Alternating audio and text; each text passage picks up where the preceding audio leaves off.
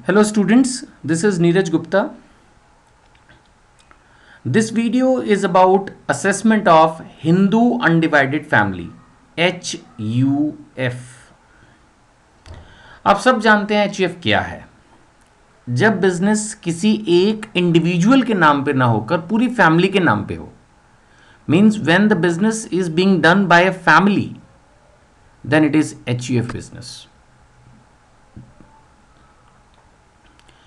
Suppose the father is doing the business, then it is sole proprietorship. But suppose the family has few brothers, maybe also their sons, daughters, and obviously their wives. तो ये all inclusive, ये सारा मिलाकर combined एक family है. And if the business belongs to a family, then it is the concept of HUF which is applicable. Sometimes family members मिलके एक company बना लेते हैं तो वो कंपनी एसएससी है, या वो पार्टनरशिप फर्म बना लेते हैं तो वो पार्टनरशिप फर्म है. बट अगर वो मिलके ज्वाइंटली बिजनेस कर रहे हैं और उन्होंने ना अपने आप को एक फर्म में कन्वर्ट किया है ना कंपनी में कन्वर्ट किया है, then it is HUF, Hindu undivided family, right. So it is treated as a person. इसके मीनिंग को पूछा जाए एग्जाम में, इसकी प्रोबेबिलिटी तो जीरो है, लेकिन नॉलेज के लिए कुछ चीजें मैं आपको पढ़ाऊंगा. So it is treated as a person under section 2 subsection 31, right. And a joint family consists of all persons lineally descendant from a common ancestor and include their wives and unmarried daughters. Thus, it does not consist of married daughters. Obviously, the married daughter will become the member of other HUF. क्योंकि जब हम यहाँ पर एक किसी भी एक particular HUF में हम इंक्लूड कर रहे हैं वाइफ्स को, include their wives, so obviously इसका मतलब जब डॉटर की मैरिज हो जाएगी, unmarried daughter will be a part of family, but जब डॉटर की मैरिज हो जाएगी then she will be part of other family. जहाँ तक स्टेटस का सवाल है तो इसमें लिखा है कि द HUF में कंसिस्ट ऑफ मेल और female members who may be minor और मेजर. तो ये सोचना कि HUF में सिर्फ मेल मेंबर्स होते हैं ये भी गलत होगा. As per the income tax law द HUF includes both male and female members, right. और इसमें जो मेंबरशिप है that does not arise out of a contract. ये तो है ही, कोई ऐसा नहीं है कि पैसे दे के आप किसी फैमिली के मेंबर बन जाते हैं, ऐसा नहीं होता है. तो इसमें बेसिकली बाय बर्थ है. So it arises bye virtue of status of being a member of the family, ठीक है ना.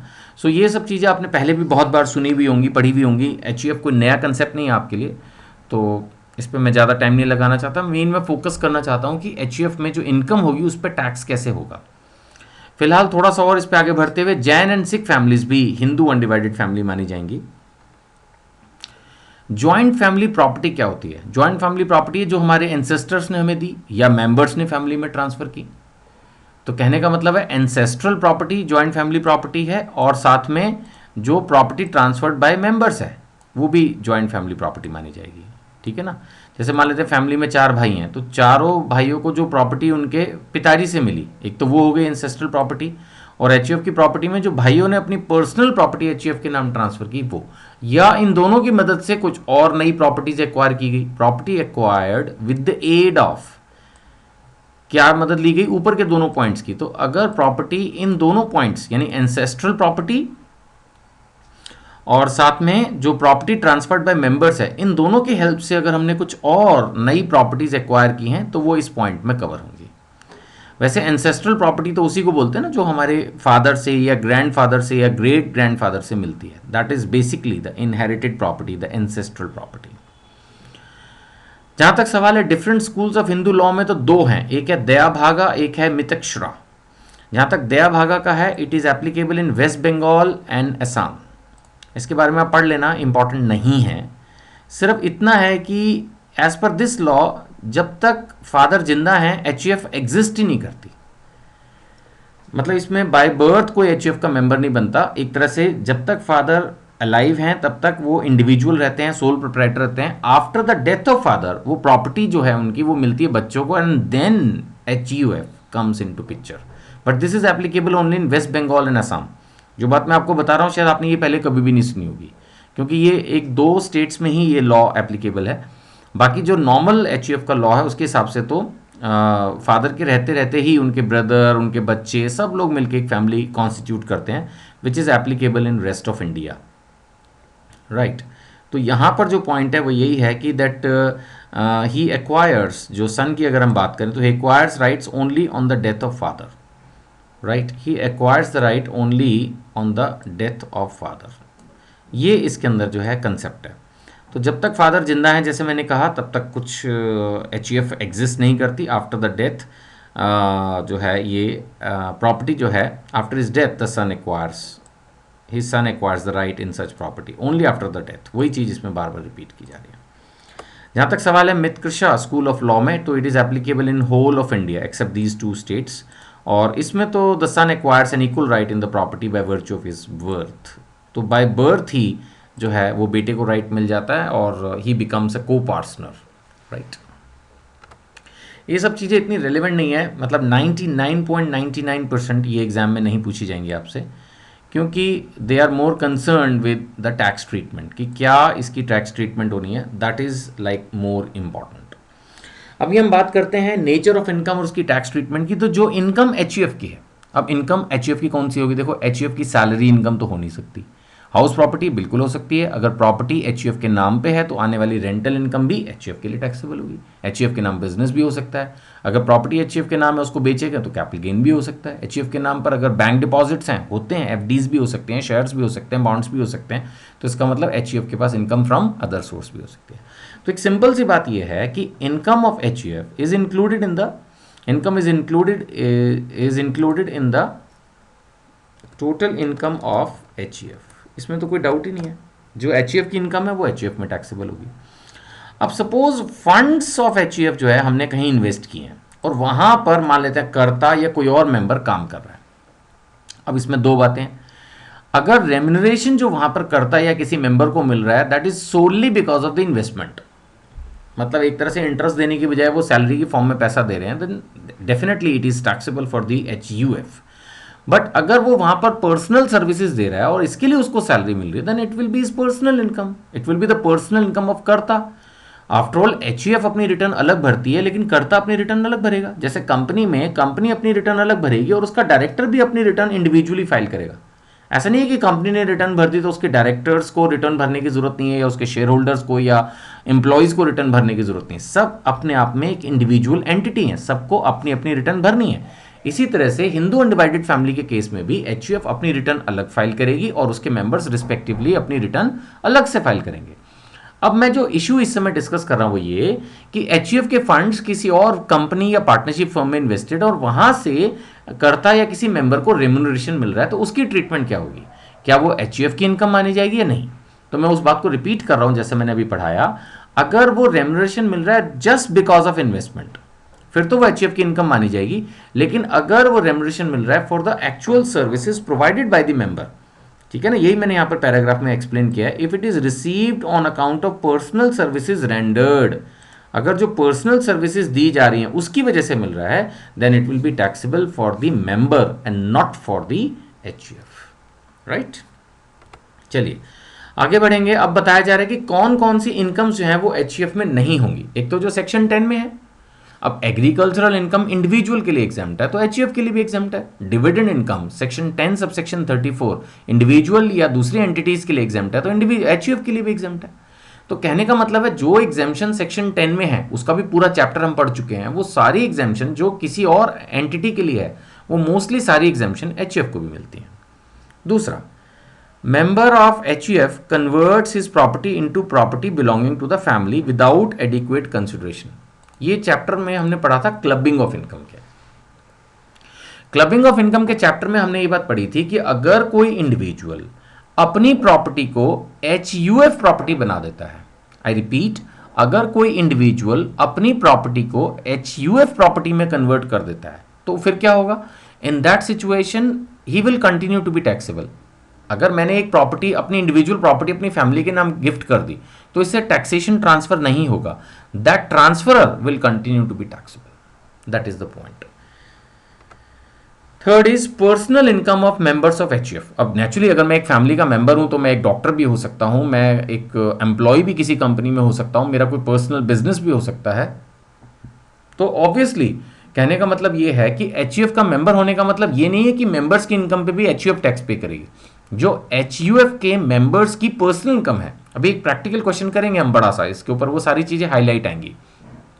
तो वो एचयूएफ के जो मेंबर्स की पर्सनल इनकम्स हैं वो रिस्पेक्टिवली उन मेंबर्स के लिए ही टैक्सेबल होंगी, उसमें एचयूएफ पे टैक्स लगने का कोई काम नहीं है।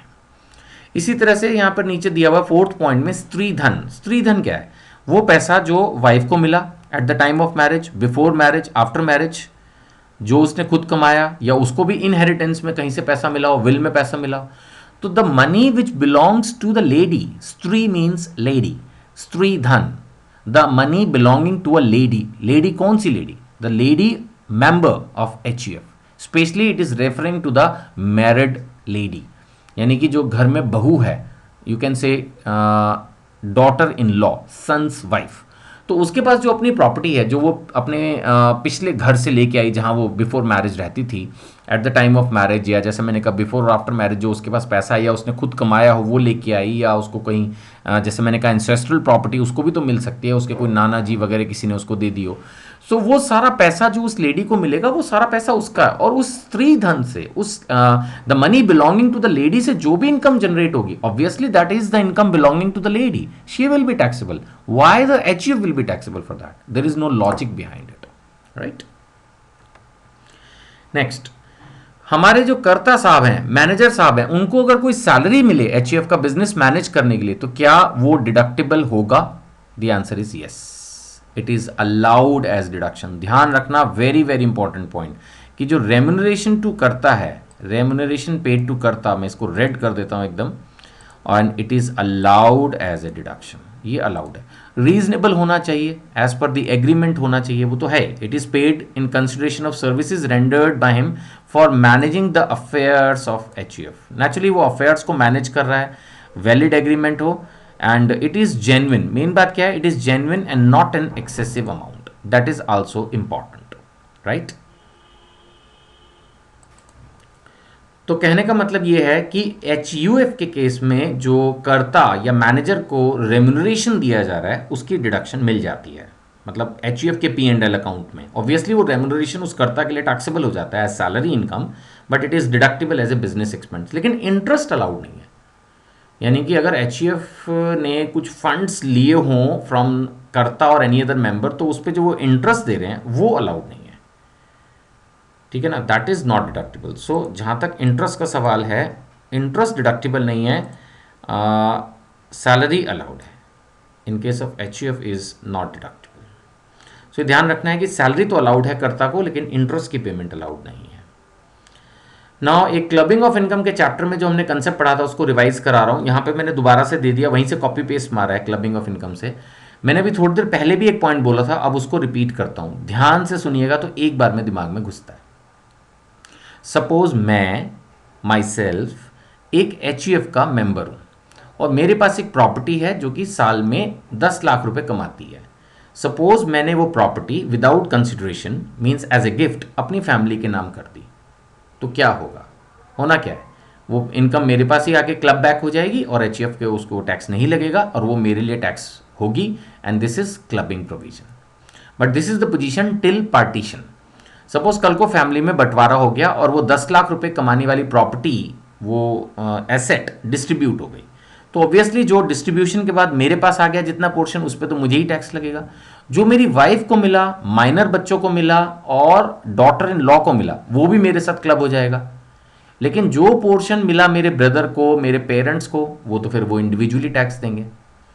सो कहने का मतलब यह है कि जो क्लबिंग ऑफ इनकम का कंसेप्ट है एचयूएफ के अंदर, अगर हम अपनी कोई प्रॉपर्टी एचयूएफ के नाम कर देते हैं, तो जो उसमें क्लबिंग ऑफ इनकम का प्रोविजन है वो एप्लीकेबल है टिल पार्टीशन, या I should say before partition, because when the partition takes place then the property gets distributed, तो उसकी इनकम भी रिस्पेक्टिव मेंबर्स के पास चली जाएगी। वो बात अलग है कि जो भी इनकम इस तरह से इनडायरेक्टली वाइफ को होगी, बच्चों को होगी, और मैंने जैसे कहा डॉटर इन लॉ को होगी, इन 3 केसेस में तो फिर से क्लबिंग असेसी के साथ हो जाएगी। बाकी किसी भी रिलेशनशिप में क्लबिंग नहीं होती, चाहे फिर वो ब्रदर 18 साल से बस बड़ा हो, बच्चे अगर 18 साल से बड़े हैं तो क्लबिंग नहीं होगी, पेरेंट्स में ऑब्वियसली क्लबिंग नहीं होगी, तो बाकी रिलेशनशिप्स में क्लबिंग नहीं होगी। जो इनकम खुद पे आ जाएगी वो तो टैक्सेबल ही हो जाएगी। मैं फिर से तीसरी बार रिपीट कर रहा हूँ, जो प्रॉपर्टी और उसकी इनकम मिलेगी माइनर को और वाइफ को और डॉटर इन लॉ, ये 3 रिलेशंस में जो प्रॉपर्टी ट्रांसफर होकर आएगी इस प्रोसेस से, उसमें क्लबिंग होगी, दैट इज द लॉ। तो वही चीज़ यहाँ पे समझाई गई है और डिटेल में बताई गई है। जहाँ तक रेट्स ऑफ टैक्स का सवाल है तो इसमें वही इंडिविजुअल्स वाले रेट लगेंगे। यानी फर्स्ट अगर हम असेसमेंट ईयर 16-17 की बात कर रहे हैं तो फर्स्ट 2,50,000 पे जो है वो टैक्स फ्री है, उसके बाद 10% टैक्स है, फिर 20% 5 लाख से ऊपर, 10 लाख से ऊपर 30%, सरचार्ज 1 करोड़ से ऊपर, एजुकेशन सेस, वही सेम प्रोविजन लगेंगे। 87A की जो रिबेट थी 2000 वाली वो नहीं मिलेगी because that is only for individual, that is only for individual, right. और इसमें कर्ता की एज अगर 60 से ऊपर है या 80 से ऊपर है तो वो उसकी इंडिविजुअल असेसमेंट में 3 लाख और 5 लाख वाला प्रोविजन अप्लाई होगा। एचयूएफ में तो इन एनी केस बिलो 60 वाले जो 2.5 लाख वाला स्लैब है वही एप्लीकेबल होगा। ठीक है जी। तो चलिए अब एक प्रैक्टिकल क्वेश्चन और है वो हम करेंगे नेक्स्ट वीडियो में, और आप चाहें तो उस क्वेश्चन को पहले खुद ट्राई करें, मेरी हमेशा यही सलाह रहती है, और फिर ना निकले तो वो वीडियो देखें। Otherwise save your time, solve the question yourself. Thank you.